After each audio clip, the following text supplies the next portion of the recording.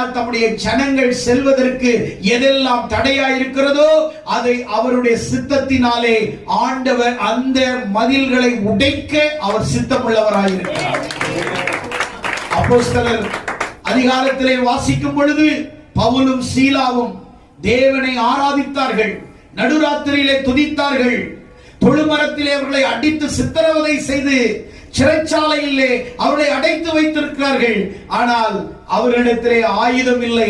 ஆனால் அவர்கள் நடு ராத்திரியிலே தேவனை துதித்து பாடி அவர்கள் ஆண்டவரை ஆராதித்த பொழுது திடீரென்று சிறைச்சாலையின் கதவுகள் தானாய் திறவுண்டது, சங்கிலிகள் விழுந்தது, சங்கிலிகள் அறுந்தது.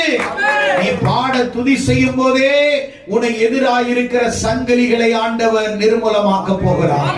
நீ பாட துதிக்க செய்யும் பொழுதே உனக்கு எதிராயிருக்கிற கதவுகள் தானாய் திறக்க போகிறது. சத்துரு கொண்டு வந்த